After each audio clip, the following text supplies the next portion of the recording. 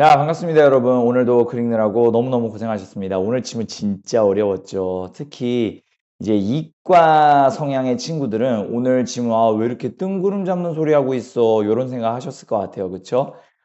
반면에 또 이제 문과 친구들은 굉장히 재미있게 읽었을 수도 있고요. 파트부터 그다음에 실제로 어떤 중심 화제까지, 은유까지 상당히 문과적인 지문이었습니다. 그래서 특히 이제 이런 인문예술 지문은 아시겠지만 여러분의 언어로 바꾸는 게 중요합니다. 여러분들이 뭔가 두리뭉실하고 추상적이고 관념적인 설명을 친구들한테 막 듣고 있을 때 어떻게 반응하는지 한번 생각해 보세요. 야, 잠깐 멈춰봐.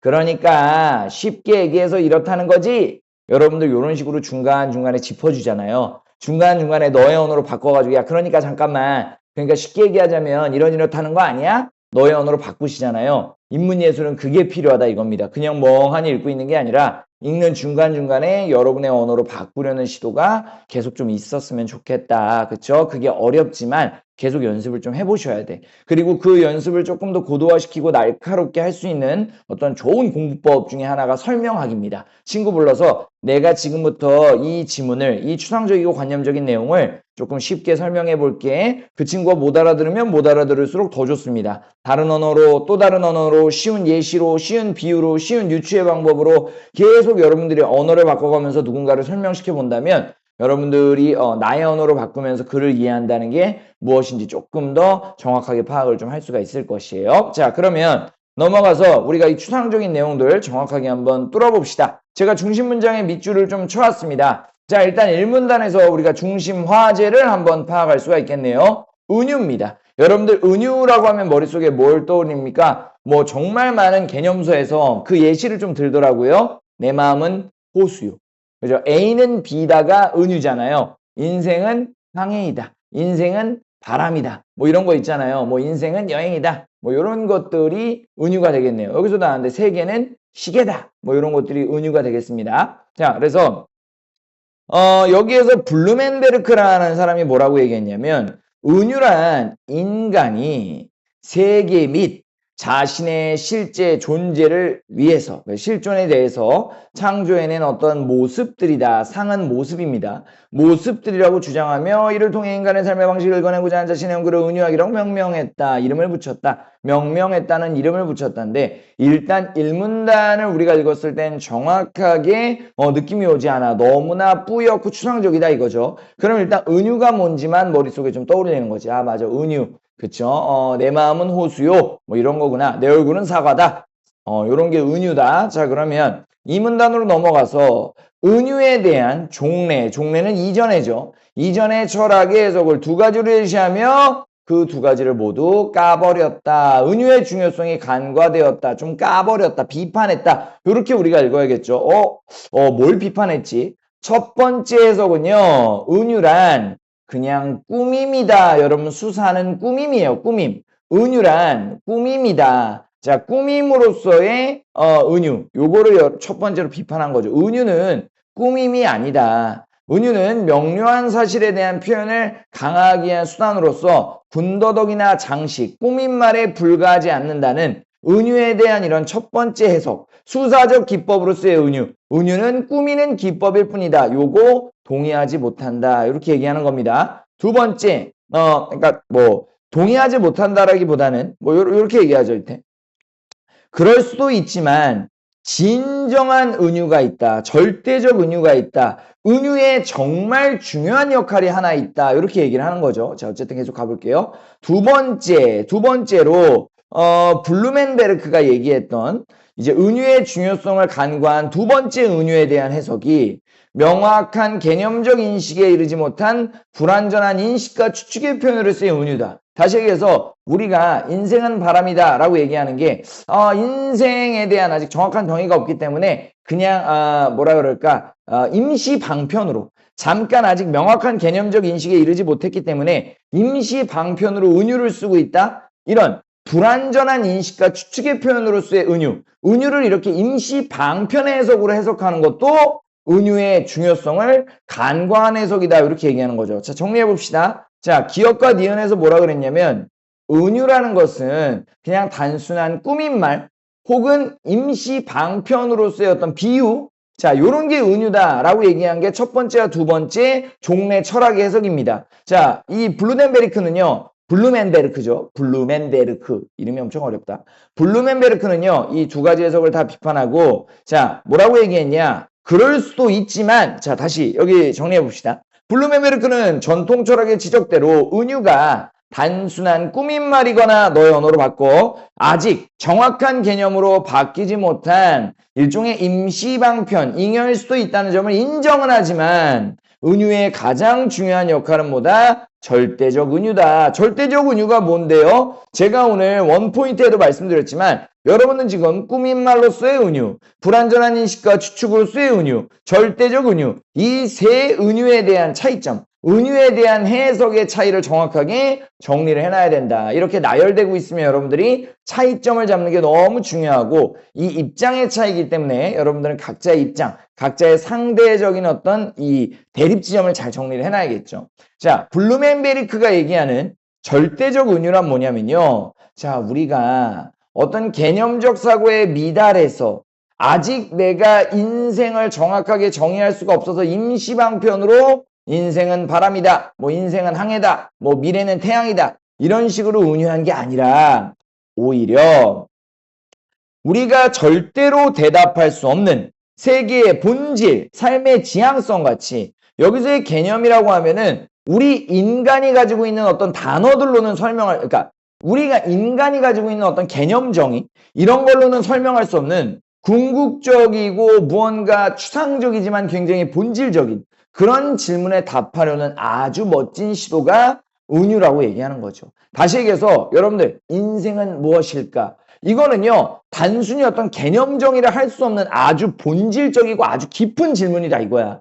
그래서 이 질문에 답하기 위해서 우리는 은유라는 멋진 표현법을 쓰는 거죠. 그래서 은유란 예를 들어서 이런 겁니다. 인생은 바람이야. 그럼 우리는 그 어떤 은유를 통해서 인생에 대해서 오히려 정확하게 받아들일 수 있다는 거지. 맞아. 인생은 뭐 가타부타 개념으로 정의할 수는 없지만 마치 바람과도 같은 거야. 어디서 왔다가 어디로 가는지 모르는 그쵸?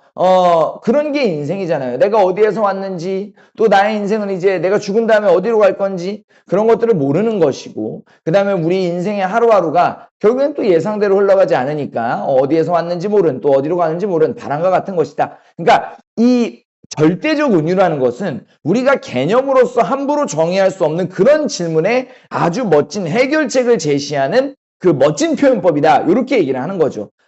그럼 그러네. 은유는 단순한 꾸민말도 아니요. 임시방편으로 해서 어떤 표현법도 아니고 어떤 본질적인 질문에 대한 솔루션이다. 이렇게 얘기를 하는 것이고 한 발짝 더 가서 또한 절대적 은유는요. 자, 인간이 세계를 대하는 기본 자세와 태도를 표현하고 인간행위의 방식을 설정한다. 이게 무슨 말이냐면 조금 더 내려가 보면 자, 은유를 통해서 우리는 본질적인 질문들, 우리가 쉽게 답변할 수 없는 굉장히 어려운 질문들에 대해서 답변할 수 있잖아요. 그래서 우리는 그 어려운 질문에 답변하고 그 어려운 질문을 이제 파악함으로써 그 이유를 파악함으로써 두려움을 떨치려 애써왔고 즉 뭐야 은유는 우리 머릿속에 드는 여러 가지 의문점 그리고 우리 머릿속에서 어떤 이제 우리가 절대로 장악할 수 없는 수많은 것들에 대한 어떤 해결책으로 우리가 은유를 사용할 수 있다. 그럼 두려움을 좀 떨칠 수 있죠.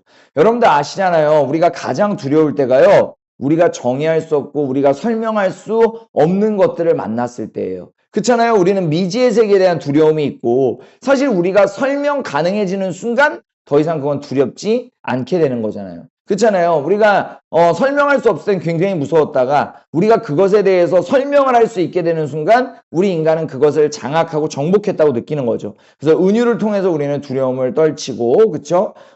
계속해서 우리는 이제 어떤 것에 대한 답변을 해나가는 거죠. 자, 여기 아주 멋진 문장이 하나 더 있죠. 문장 하나 더 사용을 하겠습니다. 자, 세계는 만약에 우리가 세계가 뭐야? 우리가 답변할 수 없으면 두렵거든. 근데 멋지게 답변해. 세계는 마치 시계 같은 거야. 세계는 시계야. 즉 질서가 있는 어떤 전체야. 이렇게 우리가 답변하는 순간 예측 불가능한 것이 아니라 우리는 세계는 마치 시계와 같은 것이구나. 공포의 대상이 아니게 되고 우리가 이 세계에 대해서 정확하게 이해했다는 느낌과 자신감을 얻게 된다는 얘기를 하는 거죠. 자, 그리고 맨 마지막에 뭐라고 얘기하냐? 신화도 마찬가지입니다. 우리가 두려울 때 신화를 통해서 우리가 설명할 수 없었던 개념들에 대해서 설명을 한다는 거죠. 그럼으로써 우린 두려움을 극복한다는 겁니다. 예를 들면 우리 수많은 신화에서 아주 무서운 자연현상에 대해서 이제 얘기를 합니다. 예를 들자면 지금 번개가 치는 건 제우스가 우리를 벌했기 때문이야. 요런 신화 있잖아요. 제우스가 나타나서 화가 나가지고 인간 세상에 번개를 내리고 뭐 인간 세상에 어떤 뭐 판도라라는 상자를 풀었다. 뭐 이런 모든 신화들이요. 결국에는 이 설명할 수 없는 무서운 자연현상들과 설명할 수 없는 무서운 어떤 여러 가지의 공포 그리고 이 세계에서 일어나는 시련과 고난을 우리 나름대로 좀 설명하려고 하는 거야. 그게 신화다 이거죠. 참 인간이 웃겨요. 설명할 수 있게 되면 마음이 좀 편해져. 그래서 번개가 치잖아? 어떻게든 설명하고 싶은 거야. 저거는 제우스라는 신이 우리에게 번개를 내린 거야. 그럼 해결책도 나오거든? 우리가 제우스라는 신한테 재물을 바치면 저 번개는 치지 않을 거야. 그러면 우리는 이런 해결책을 가지는 순간 공포가 좀 줄어들잖아요? 그런 게 신화의 역할이었다 이거죠. 그 실제로 아시죠? 뭐 우리가 항상 어떤 무서운 자연현상을 인간이 대할 때에는 신의 어떤 그 행동이라고 생각을 하고 신께 기도를 하거나 제사를 지내면서 그걸 해결하려고 했고 그냥 자연현상이 멈췄을 뿐인데도 야 이거 봐 우리가 신의 존재를 인정하고 기도하니까 이게 해결되잖아 뭐 이런 식으로 우리는 공포를 좀 극복하고 살아왔다 뭐 이런 것도 우리가 생각을 해볼 수가 있겠죠. 그리고 그래서 결국에 맨 마지막에 뭐라고 얘기하냐 결국 신화라는 것도 인간이 필요해서 만들어냈기 때문에 인간의 선택에 따라 언제든 변화가 일어나는 것이다 라고 얘기를 했고 자 이번에 정답이었죠. 신화는요 우연한 변이로 인해 의미가 변화하는 게 아니라 인간의 선택에 의해 의미가 변화한다. 요거하고 같이 연결져서 여러분이 정답을 체크하시면 되겠다. 자, 더 나아가서는 1번도 간단하게 보면 은유와 관련하여 특정 학자 블루덴베르크였나? 이름 봐도 기억이 안 나. 블루멘베르크라는 학자가 주창하다는요 주장하다라고 생각하시면 됩니다. 개념 설명한 다음에 마지막에 그 의의를 제시하고 있다. 의의는 이 논지의 가치와 의미라고 정리하면 되겠죠. 정답은 2번이 되는 것이고 자 3번도 간단하게 보시면 자 이거 보이죠. 동물의 종이 별개의 기원을 지닌다고 말하기 어렵다라는 이 설명을 더 구체화하고 명료하게 하기 위해서 앞에 비유를 쓴 거죠. 여러 사투리가 하나의 언어에서 갈라진 것과 마찬가지로 동물의 종이 별개의 기원을 지닌다고 말하기 어려워. 그러면 자 요런 주장을 사람들이 쉽게 납득할 수 있도록 하기 위해 은유를 쓴 거니까 여기서의 은유는 니은이 아니라 기역이죠. 자 여기죠. 기역. 수사적 기법으로서의 은유. 우리가 표현하고자 하는 어떤 설명을 더 강화하고 명료하게 이 명료한 사실에 대한 표현을 강화하기 위한 꾸밈의 수단으로서 은유를 쓴 거죠. 다시 얘기해서 동물의 종이 별개의 기원을 지니긴 어려워. 자, 요 내용을 조금 더 이 명료한 사실을 조금 더 강조하기 위해서 사투리가 하나의 언어에서 갈라진 것과 마찬가지로 결국에는 모든 동물도 하나의 조상으로부터 진화한 거야. 신이 만든 게 아니라 그냥 하나의 동물이 하나의 조상이 이제 생존에 유리하게 각자의 어떤 지역에서 진화한 거야. 이게 다윈의 진화론이었죠. 자, 그래서 정답은 4번이었다. 니은이 아니라 이거는 오히려 기억으로 봐야 한다. 이렇게 우리가 정리를 하면 될 것이고 5번을 찍은 사람들이 좀 있는데 선생님 이거는 무슨 말이에요? 자, 이 시를 생각해 보면 자, 부활해몽이 뭐라고 했냐면 지금 요런 어떤 은유를 썼습니다. 배가 난파되면 이 배가 난파되면이 뭐냐면 여러분들의 믿음이 전부 부서졌으면 신이 생물을 만들었다는 믿음이 부셔졌으면 지금이라도 과학에 매달려서 목숨을 부지해라. 다시 얘기해서 충격적이지만 과학을 받아들여라 이렇게 얘기하는 겁니다. 그래서 신념체계가 흔들리는 상황 속에서도 과학을 받아들여라 할 자세를 나타낸 것이라면 항해는 디귿으로 볼 수 있겠다. 여기서도 얘기했지만 항해 같은 거 그쵸? 항해와 관련된 은유들은 결국에는 세계 속에서 살아가는 인간의 실존을 표현하는 절대적 은유로 할 수 있다. 그러니까 믿어라 라고 얘기하는 것을 아주 항해라는 멋진 말로 우리가 표현을 했기 때문에 얘는 디귿으로 볼 수 있다. 지문 그대로 받아들이시면 좀 되겠고요. 4번 같은 경우도 마찬가지가 되겠습니다. 자, 이건 좀 쉬웠어. 이해하면 좀 쉽다 이거야. 폭력적인 자연과 신의 능력을 연결하여겠죠. 연결해서 오히려 지금 왜 이렇게 자연이 폭력적으로 구는 거야? 이거는 신 때문이야. 어떠한 두려운 현상의 원인을 우리가 파악하고 설명하려고 하면서 우리는 불안을 좀 경감은 뭡니까? 줄이려고 시도했다. 그래서 분리가 아니라 연결로 정리해야 맞겠다. 자, 그래서 오늘의 데일리 퀴즈였죠. 자, 답변.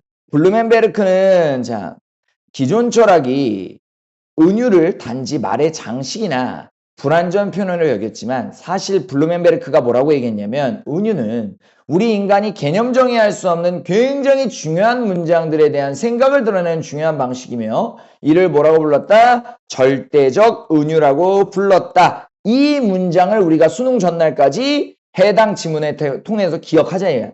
해당 지문을 통해서 이 문장을 기억하고 우리가 배경 지식으로 가져가자. 이런 말씀을 좀 드리겠습니다. 알겠죠? 이 지문 아주 멋진 지문이니까 좀 기억을 해두시고 제가 셀프 피드백을 하나 넣어놨습니다. 이제부터 여러분들이 오늘 문제풀이에서 스스로 잘한 점 간단하게 적으세요. 오늘 문제풀이에서 조금 아쉬웠어. 보완해야 할 점 간단하게 적으시고 집중을 못했다도 좋고요. 내가 종현쌤이 얘기한 걸 한번 그래도 시도해봤다. 그런 거는 요런 데 들어가야겠죠. 그 다음에 이거 내가 종현쌤이 얘기했던 건데 놓쳤다. 뭐 이런 것도 좋을 것 같고요.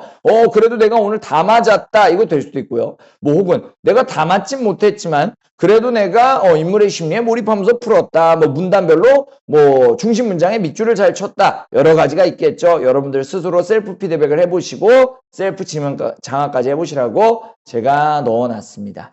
자, 요렇게 오늘 지문 정리를 해주시고 제가 오늘은 절대적 은유를 우리가 이해할 수 있는 문장을 가져왔어요. 인생은 여행이다. 여러분들 우리 이런 질문을 받으면 어떨 것 같아요? 인생이 뭐야? 정말 어렵죠. 그리고 우리 실존하고도 굉장히 관련이 돼 있는 질문이고 우리가 쉽게 답할 수 없는 굉장히 추상적인 질문인데 이럴 때 은유의 표현을 한번 써보자는 거죠. 절대적 은유겠죠. 인생은 여행이야. 그런 순간 우리는 정확하게 지금까지 설명할 수 없었던 그리고 일반적인 개념으로는 설명할 수 없는 이 어려운 질문에 대한 답을 얻게 되는 거죠. 인생은 여행이야. 그쵸? 우리가 생각해보면 인생이라는 것은 일종의 여행과도 같은 것 같아요. 그죠? 우리가 뭐 항상 목적을 가지고 있지만 또 언제 갈지 모르는 것이고, 그쵸? 그렇기 때문에 우리는 매일매일 사는 동안 어떻게 보면 이 세계로 우리가 여행을 온 거 아니겠습니까? 우리가 할 수 있는 것은 최선을 다해서 멋진 여행을 만끽하는 겁니다. 여러분들이 지금 3월 달에 내가 목표한 거를 좀 달성하지 못해서 불안해하는 친구들도 있고요. 뭐 루틴을 좀 유지하지 못해가지고 좀 마음의 죄책감을 가지고 있는 친구들도 있고 내가 대학에 갈 수 있을까 뭐 이런 생각하면서 힘들어하는 친구들도 있을 텐데 어렵지만 그 고난과 그 어떤 슬픔 그리고 여러분의 불안 그리고 이 모든 것들도요. 어떻게 보면 우리가 최선을 다해서 만끽해야 되는 여행의 순간들일 수도 있다. 저 역시 마찬가지예요. 저 역시 하루에 스트레스 받는 일도 많고 막 힘들고 이러는데 그럴 때 제가 이 문장을 좀 봤는데 좀 마음이 조금은 뭔가 좀 내려앉았거든요. 그래서 좀 뭐라 그럴까 편안해졌어요. 내려앉았다는 표현보다. 그래서 여러분들 오늘 하루 최선을 다해서 이 멋진 여행 만끽하시기를 바라겠습니다. 그렇죠? 이 긴 세계 속에서 우리가 어떻게 보면 지금 동시대를 살아가는 이 인생에 대한 여행자들 아니겠습니까? 그래서 여러분들 힘내시고 저는 여기서 인사를 드리겠습니다. 오늘 3월 11일이죠. 멋진 여행 되시기를 바라면서 지문 다 읽고 저한테 또 제출하면서 우리가 소통합시다. 안녕.